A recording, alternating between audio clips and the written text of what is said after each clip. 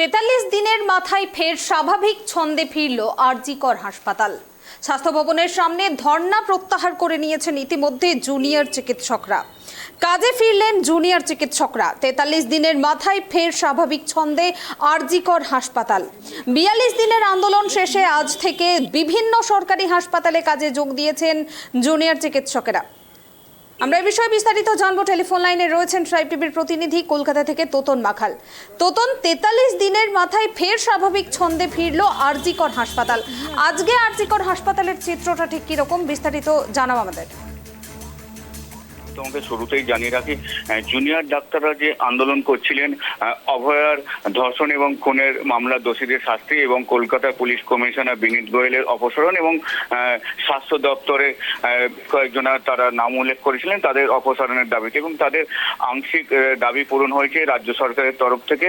এবং আজ ৪৩ দিনের মাথায় জুনিয়র ডাক্তার যারা রয়েছেন তারা কাজে ফিরলেন। তবে জুনিয়র ডাক্তাররা জানিয়েছেন তারা আংশিক কর্মবিরতি চালাবে, কিন্তু আজকে সমস্ত বিভাগেই তারা কাজে ফিরেছে। সমস্ত বিভাগ যা রয়েছে হাসপাতালে আরজিকরে সেখানে তারা কাজে ফিরেছেন এবং তারা জানিয়েছেন শুধু কাজে ফেরা নয়, যে রাজ্যে বন্যা বিধ্বস্ত এলাকা রয়েছে সেখানে তারা যাবেন এবং ত্রাণ শিবির খুলেছে এবং অভয়া ক্লিনিক, কেন বন্যার জল খেয়ে বা বন্যার জলে থেকে অনেকে পেটের গন্ডগোল এছাড়া নানা রকম শারীরিক সমস্যা হচ্ছে, সেখানে অভয়া ক্লিনিকের মাধ্যমে সেই সব এলাকার মানুষের সেবা করা হবে। কারণ তাদের দাবি সেই সমস্ত মানুষ যখন জুনিয়র ডাক্তাররা আন্দোলন করছিলেন তাদের সাথে আন্দোলনে যোগ দিয়েছিলেন বলে মনে করছে তারা, এবং তাদের পাশে দাঁড়ানোর এই সময় তারা একেবারেই ছাড়তে চান না এই সুযোগটা।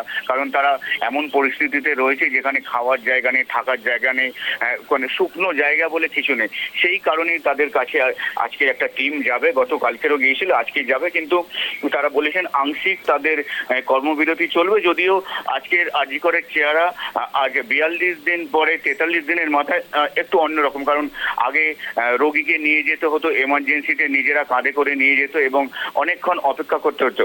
আজকে স্ট্রেচারের ব্যবস্থা একদম স্বাভাবিক ছিল এবং রোগী নিয়ে গেলেই এমার্জেন্সিতে তারা চিকিৎসা পাচ্ছে। এছাড়াও যেখানে ভর্তি করার ব্যাপার বা যাদের সার্জারি হবে বা কোনো রকম অপারেশনের ডেট এখনো পর্যন্ত পড়েনি, যদিও চিকিৎসা চালাচ্ছিলেন সিনিয়র ডাক্তাররা, কিন্তু জুনিয়র ডাক্তাররা থাকলে যে সহযোগিতা হয় সেইটা ৪২ দিন ধরে খামতি ছিল। কিন্তু আজকের একেবারেই স্বাভাবিক ছন্দে আরজিকর হাসপাতাল, কারণ সেখানে জুনিয়র ডাক্তার সমস্ত ডাক্তাররাই রয়েছে এবং চিকিৎসা পাচ্ছে। সেখানে আসা রোগীর আত্মীয় স্বজন রোগীরাও খুশি হয়েছে, কারণ তারাও চাইছিলেন যাতে এসে না ফিরে যেতে হয়, এবং অনেকেই ফিরে গিয়েছিলেন রাজ্যের বিভিন্ন জেলা থেকে এসে চিকিৎসা না পেয়ে ফিরে গিয়ে অভিযোগ জানিয়েছিলেন ডাক্তার এবং জুনিয়র যে ডাক্তাররা যারা আন্দোলন করছে তাদের বিরুদ্ধে। কারণ তারা বলেছিলেন আন্দোলনের মতে চলুক এবং আমরা যে সমস্ত গরিব দরিদ্র মানুষ আমাদের চিকিৎসা দিলে খুব সুবিধা হয়, কারণ আমরা কোনো বড় নার্সিং হোমে গিয়ে চিকিৎসা করার মতো ক্ষমতা নেই।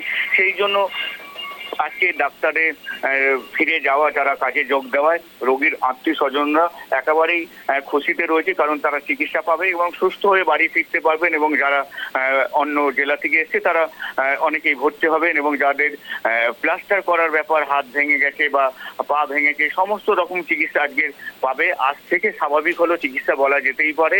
এবং সবচেয়ে বড় কথা, জুনিয়র ডাক্তাররা যে কথাটা জানিয়েছেন তারা বন্যা বিধ্বস্ত এলাকায় যাবেন, কারণ তাদের পাশেও তারা দাঁড়িয়েছিল অভয়ার বিচারের দাবিতে। সেই কারণেই তারা যাবেন এবং সরকারের তরফ থেকে তাদের যে দাবিগুলো, বেশ কয়েকটি দাবি পূরণ করা হয়েছে। কলকাতা পুলিশ কমিশনার, প্রাক্তন পুলিশ কমিশনার বিনীত কুমার গোয়েলের অপসারণ এবং স্বাস্থ্য দপ্তরের স্বাস্থ্য অধিকর্তা তাদের অপসারণ, সেগুলো সরকারের থেকে মেনে নেওয়া হয়েছে। এবং তাদের এখন একটাই লক্ষ্য, অভয়ার একেবারে ন্যায্য বিচার, দোষীদের শাস্তি হোক এবং আরজিকরের প্রাক্তন অধ্যক্ষ সন্দীপ ঘোষের শাস্তি হোক, কারণ তার মদতেই এই সমস্ত ঘটনা ঘটেছে। এবং যিনি দেরি করে এফআইআর লিখেছিলেন টালা থানার ওসি অর্থাৎ অভিজিৎ মণ্ডল, তারও শাস্তির দাবি নিয়েই আজকের তারা কাজে ফিরেছে, এমনটাই আজ দেখলাম আমরা আরজিকরে। পুনামি, ধন্যবাদ তোতন।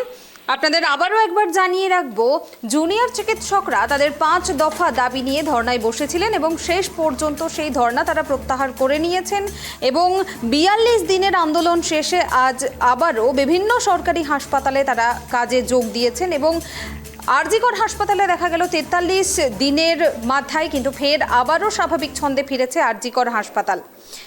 এবং আরজিকর মেডিকেল জরুরি বিভাগ সকাল থেকে কিন্তু তারা কাজ করছেন এবং সঙ্গে অভয়া ক্লিনিকেও কিন্তু তারা সাধারণ মানুষকে পরিষেবা দেবেন বলে জানিয়েছেন। এদিন সকাল 8টা থেকে জরুরি পরিষেবা শুরু করেছেন আরজিকরের জুনিয়র চিকিৎসকরা। আইসিআইটিইউতে তারা কাজে যোগ দিয়েছেন। অন্যদিকে ওপিডিতে বসছেন সিনিয়র ডাক্তাররা, এখনই সেখানে কাজে তবে যোগ দিচ্ছেন না জুনিয়র চিকিৎসকরা।